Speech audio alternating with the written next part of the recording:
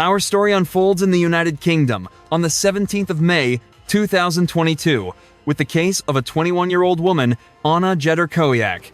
Born in Poland, Anna was described by her family as a bright, tenacious, and ambitious individual who was also known for her compassion, kindness, and thoughtfulness.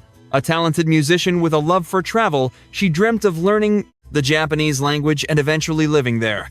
Anna relocated from her home country of Poland to the United Kingdom around 2019 or 2020. Sources conflict on the timeline, but her LinkedIn shows a job start date in Bristol during 2019. Then, in January 2021, Anna connected with a man online, 30-year-old Dennis. Their relationship lasted for about a year, but ultimately Anna broke things off. It was reported that she was genuinely afraid of him because he was known to sometimes exhibit violent tendencies. She informed Dennis of her plans to study in London and made it clear they were through. Anna subsequently relocated to the city to pursue sound engineering at the University of West London. But Dennis refused to accept that she was leaving him. He simply did not take the breakup seriously and attempted to manipulate Anna into remaining in the relationship.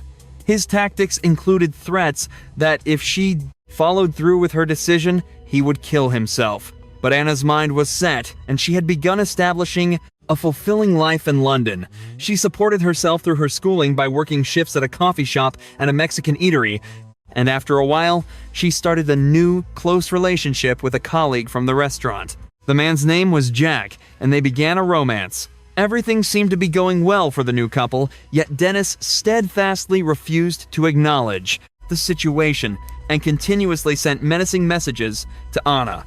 In one ominous text, he wrote to her, "We will be together no matter what. I will find you." His fixation on Anna escalated, and he continued to hound her about getting back together. Anna, concerned for Dennis's welfare despite everything, contacted a support line to request someone check on him. As more time passed, Dennis spiraled deeper, developing a profound resentment for Anna, which leads us to the evening of May 17th, 2022. On this particular day, Anna clocked out from her job at the restaurant. She left with her new boyfriend at around 11:40 p.m., and the pair started their walk home. Multiple CCTV cameras recorded their journey, but tragically, they had no idea that they were being stalked.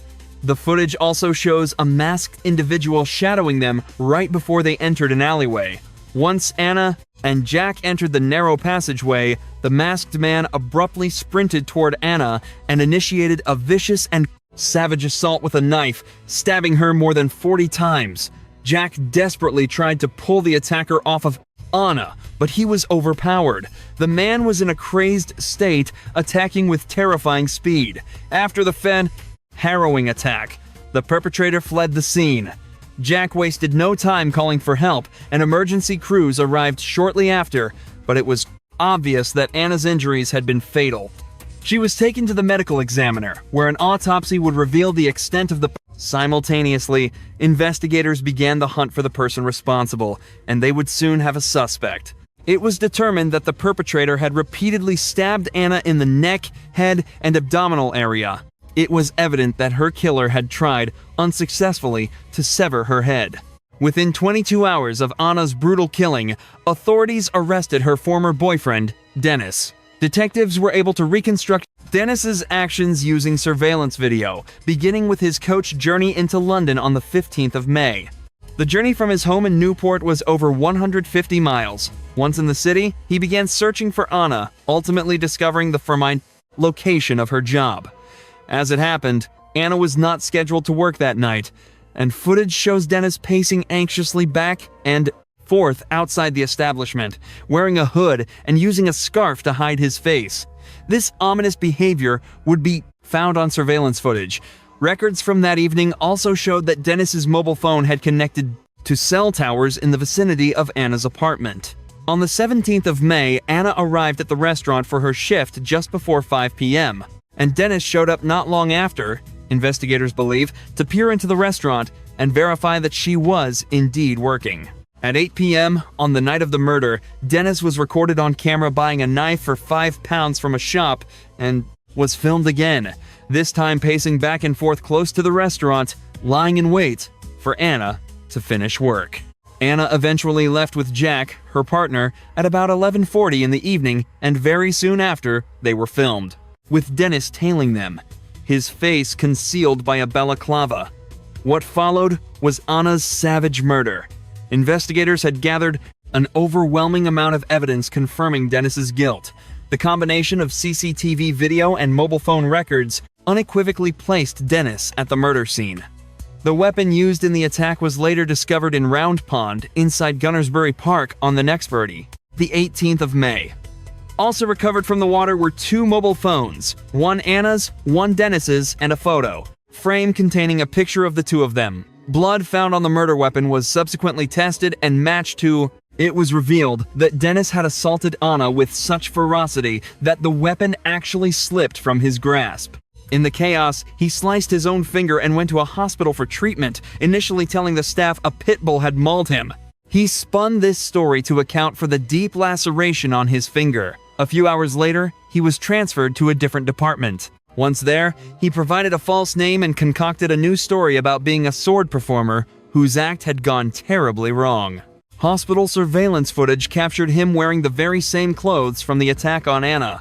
After his capture, Dennis exhibited a complete absence of guilt. He felt nothing for what he had done.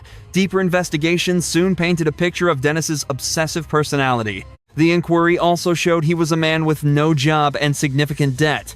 When authorities executed a search of Dennis's residence, they discovered his room was overrun with maggots, a clear sign of the squalid conditions he was living in. Police also examined Dennis's phone, where they unearthed a deeply unsettling voice memo he had recorded.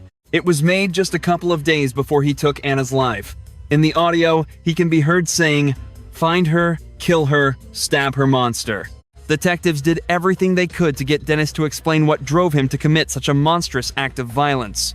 But he stonewalled them, offering no statement about his motives, though it is not difficult to infer why he did it. The working theory is that he murdered his former partner in cold blood, driven by jealousy over her new life. It was a clear case of if I can't have her, then nobody can. The sheer barbarity of the crime left even seasoned investigators shaken. They initially theorized that Dennis must be afflicted with serious mental health conditions to have behaved in such a way. Consequently, Dennis underwent a psychiatric evaluation to find any possible explanation for the extreme violence he had inflicted. The results, however, showed that Dennis was of sound mind. When the trial was set to begin, Dennis refused to show up. He would not come out of his cell, so the proceedings continued without him. He entered a plea of not guilty to the murder charge. For Anna's family, this was definitive proof of his utter lack of remorse. Her family called him a coward. They described him as someone without a shred of decency, who couldn't even face them to take responsibility for his actions. The evidence presented against him in court was nothing short of overwhelming. During the trial, Dennis failed to provide any written statement. He offered no rebuttal and mounted no legitimate defense. The prosecution successfully presented CCTV footage of Dennis buying the knife. They also showed him shadowing Anna in the days before he killed her. His movements demonstrated a chilling degree of premeditation and purpose.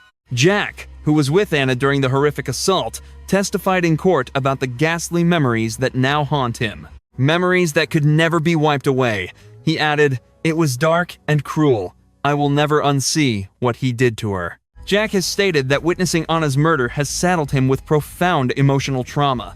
This includes post-traumatic stress disorder and clinical depression. The jury considered the evidence and found Dennis guilty of murder. The sentencing hearing occurred soon after, where Dennis received a life sentence with a minimum term of 29 years. He once again refused to attend the hearing, and reports indicate that he displayed no emotion when informed of his fate. The judge who presided over the case called the attack ferocious and savage. He stated, "There is no mitigation here. There is no evidence of a mental disorder or disability." Anna's sister, who was pregnant at the time of the murder, expressed her profound sorrow that her son will never get to meet his Aunt Anna. The circumstances of Anna's death are exceptionally haunting. Seeing footage of her walking home with Jack, completely oblivious to her ex stalking her, is beyond chilling.